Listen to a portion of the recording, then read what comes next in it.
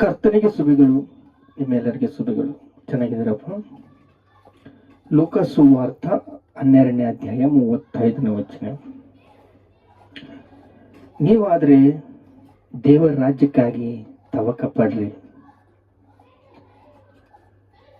ನಿಮ್ಮ ನಡುಗಳನ್ನು ಕಟ್ಟಿಕೊಳ್ಳಿರಿ, ನಿಮ್ಮ ದಿವಿಟಿಗಳನ್ನು ಉರಿಯುತ್ತಾ ಇರಲಿ. ನೀತಿವಂತನು ಯಜ್ಞವನ್ನು ಬಂದು ತಟ್ಟದ ಕೂಡಲೇ ತೆರೆಯುವುದಕ್ಕೆ ಸಿದ್ಧ ಮನಸ್ಸು ಉಳ್ಳವರಾಗಿರಿ. ಮದುವೆ ಊಟವನ್ನು ಯಾವಾಗಲೂ ತಿರಸ್ಕರಿಸಿಕೊಂಡು ಬರುವನು ಎಂದು ಅವನನ್ನು ಎದುರು ನೋಡುತ್ತಾ ಮನುಷ್ಯರಿಗೆ ಯಜ್ಞಪಾನು ಬಂದು ಯಾವ ಆಳು ಎಚ್ಚರವಾಗಿರುವನು ಕಂಡುಕೊಳ್ಳಿರಿ, ಆ ಆಳು ಧನ್ಯನು. ಇಲ್ಲಿ ಏನು ಹೇಳುತ್ತದೆ ಅಂದರೆ, ನೀವು ದೇವರ ರಾಜ್ಯಕ್ಕಾಗಿ ತವಕ ಪಡ್ರಿ. ದೇವರ ರಾಜ್ಯ ನಮಗೆ ಸಮೀಪದಲ್ಲಿದೆ. ನಿಮ್ಮ ನಡುಗಳನ್ನು ಕಟ್ಟಿಕೊಳ್ಳಿರಿ, ಸಿದ್ಧವಾಗಿದ್ದು ಯೇಸು ಕ್ರಿಸ್ತು ಯಾವಾಗ ಬರುವನು ಅಂತ ಎದುರು ನೋಡುತ್ತಾ ಇರ್ರಿ. ಯಜ್ಞ ಅಲ್ಲಿ ಮದುವೆ ನಡೀತಾ ಇದೆ, ಯಜ್ಞ ನಡೀತಾ ಇದೆ, ಪ್ರಾರ್ಥನೆ ನಡೀತಾ ಇದೆ. ಎಲ್ಲ ಪೂರ್ತಿ ಮಾಡಿಕೊಂಡು ಯಾವಾಗ ಬರ್ತಾನೋ ನಮಗೆ ಗೊತ್ತಿಲ್ಲ.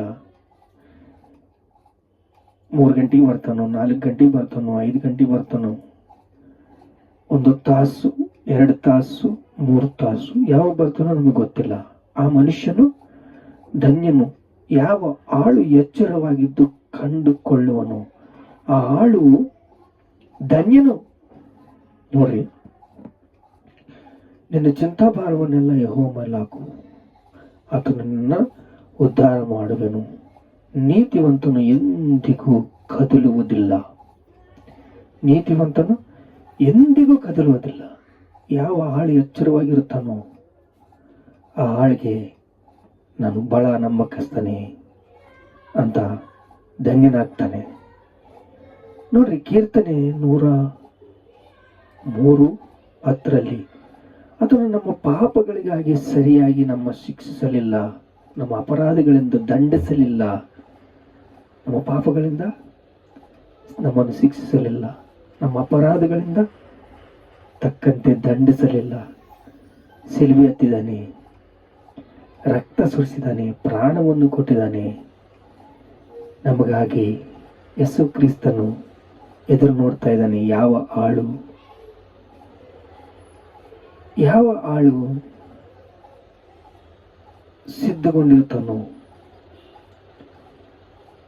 ಎಲೆಕ್ಟ್ ಆಗಿರ್ತಾನೋ ಅವ್ರಿಗೆ ನಾನು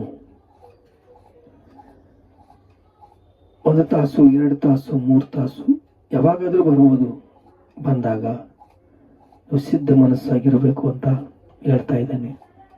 ಆದರೆ ನಮ್ಮ ಪಾಪಗಳಿಗಾಗಿ ನಮ್ಮನ್ನು ಶಿಕ್ಷಿಸಲಿಲ್ಲ, ನಮ್ಮ ಅಪರಾಧಗಳಿಂದ ತಕ್ಕಂತೆ ದಂಡಿಸಲಿಲ್ಲ. ಅಷ್ಟು ಪ್ರೀತಿಪೂರ್ವಕವಾಗಿ ನಮ್ಮನ್ನು ಪ್ರೀತಿಸಿದ್ದಾನೆ. ರೋಮ 6:17 ವಿಧೇಯತಕ್ಕೆ ದಾಸರಾಗಿ ನೀತಿಯ ಫಲ ಆದರೆ, ವಿಧೇಯತಕ್ಕೆ ದಾಸರಾದರೆ ನೀನು ಯಾವಾಗ ವಿನಯ ಭಾವವಾಗಿರ್ತೀಯೋ, ವಿಧೇಯತ ತೋರಿಸ್ತೀಯ, ನೀನು ಯಾವಾಗ ವಿನಯ ಭಾವನೆ ಇರುತ್ತೋ ಹಾಗೆ ವಿಧೇಯತ ನಿನಗೆ ಸಿಗುತ್ತದೆ. ನೀತಿ ಫಲ ಹೇಗೆ? ವಿಧೇಯತಕ್ಕೆ ದಾಸನಾದಾಗ ನಿನಗೆ ನೀತಿಗೆ ಫಲವು ಸಿಗುವುದು. ನಮ್ಮ ಅಪರಾಧಗಳಿಂದ ದಂಡಿಸಲಿಲ್ಲದಾದರೆ ವಿಧೇಯತಕ್ಕೆ ದಾಸರಾದರೆ ನೀತಿ ಫಲ ಸಿಗುತ್ತದೆ. ಆದರೆ ಮುಂಚೆ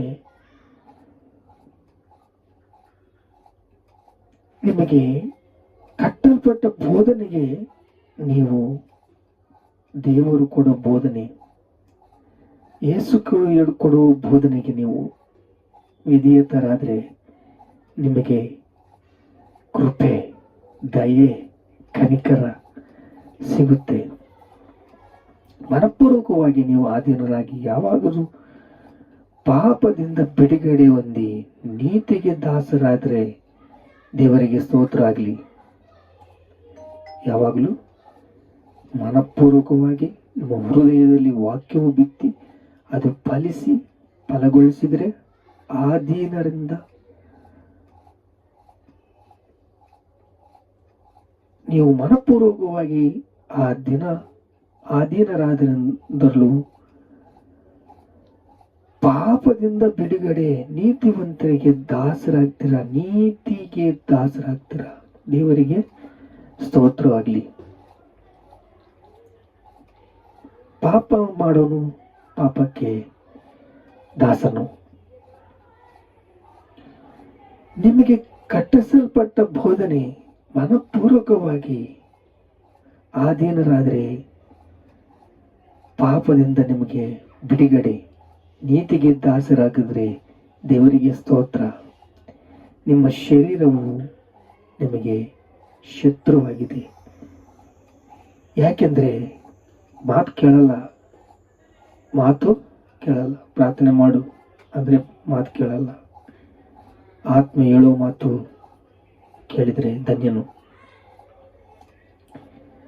ನಾವು ದೇವರಿಗೆ ವಿಧೇಯತೆ ತೋರಿಸ್ಬೇಕು. ಯೇಸು ಕ್ರಿಸ್ತನಿಗೆ ವಿಧೇಯತೆ ತೋರಿಸ್ಬೇಕು. ಆಗ ವಿಧೇಯತೆ ತೋರಿಸಿದಾಗ ನಾವು ಬಲಗೊಳ್ತೀವಿ, ಶಕ್ತಿಗೊಳ್ತೀವಿ, ಕೃಪೆ ಹೊಂದ್ತೀವಿ. ಯೆಶಾಯ ಗ್ರಂಥ 26:3 ಸಿದ್ಧ ಚಿತ್ತನು ಶಾಂತಿಯಲ್ಲಿ ನೆಲೆಗೊಳಿಸಿ ಕಾಯುವೆ, ಅವನಿಗೆ ನಿನ್ನಲ್ಲಿ ಭರವಸವಿದೆ. ಸ್ಥಿರ ಚಿತ್ತನು ಅಂದ್ರೆ ಸ್ಥಿರವಾಗಿ ಮಾತು ಹೌದಂದ್ರೆ ಹೌದು, ಇಲ್ಲಾಂದ್ರೆ ಇಲ್ಲ. ಸ್ಥಿರ ಚಿತ್ತನಲ್ಲಿ ಶಾಂತಿ ಇರುತ್ತೆ, ಸಮಾಧಾನವಿರುತ್ತೆ. ನೆಲೆಗೊಳಿಸಿ ಕಾಯುವೆ, ಅವನಿಗೆ ನಿನ್ನಲ್ಲಿ ಭರವಸವಿದೆ. ಶಾಶ್ವತವಾಗಿ ಆಶ್ರಯಗಿರಿಯಾಗಿದ್ದಾನೆ. ಯಾಗಿರ್ತಾನಂತ?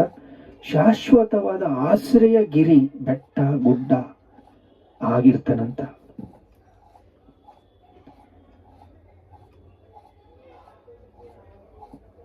ಆಗ ನಾವು ಬಹು ಕೃಪೆಯಿಂದ ಕೃಪೆಗೆ ಆಶೀರ್ವಾದವನ್ನು ಹೊಂದುತ್ತೀವಿ.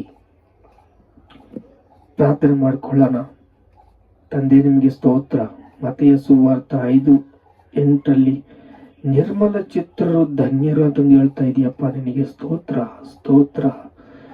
ದುಃಖ ಪಡುವರು ಧನ್ಯರು ಅಂತಂದು ಹೇಳ್ತಾ ಇದೆಯಪ್ಪ. ನಿನಗೆ ಸ್ತೋತ್ರ.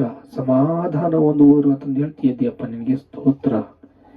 ಏಸಪ್ಪ, ನಮ್ಮ ಹೃದಯವು ನಿರ್ಮಲವಾಗಿ ಬಲಗೊಳ್ಳಬೇಕು, ಸ್ಥಿರಗೊಳ್ಳಬೇಕು, ಸಿದ್ಧಗೊಳ್ಳಬೇಕು. ನಿಮಗೆ ವಿಧೇಯತರಾಗಿ ನಾವು ಜೀವಿಸಬೇಕು ತಂದೆ. ನೀತಿಗೆ ದಾಸರಾಗಿ ನಾವು ಜೀವಿಸಬೇಕು. ಯೇಸು ರಕ್ತವು ಸಕಲ ಪಾಪಗಳಿಂದ ನಮ್ಮನ್ನ ಶುದ್ಧಿ ಮಾಡಿ, ಪರಿಶುದ್ಧಪಡಿಸಿ, ಪವಿತ್ರಪಡಿಸಿ ನಮ್ಮನ್ನ ದೇವರಿಗೆ ಕೃಪೆಯಿಂದ ಕೃಪೆಗೆ ದೇವರು ಕೊಡುವ ಆಶೀರ್ವಾದ ನಮಗೆ ಅನುಭವಿಸುವ ಕೃಪೆಯನ್ನು ನಮಗೆ ಕೊಡ್ತಾ ಇದೆಯಾ ತಂದೆ. ನಿಮಗೆ ಸ್ತೋತ್ರ ಸ್ತೋತ್ರ ಸ್ತೋತ್ರ. ಹಲ್ಲೆಲೂಯ. ಘನತೆ, ಮಹಿಮೆ, ಪ್ರಭಾವಗಳು ನಿಮಗೆ ಚೆಲ್ಲಿಸ್ತಾ ಇದೀವಿ ತಂದೆ. ಆಮೆನ್.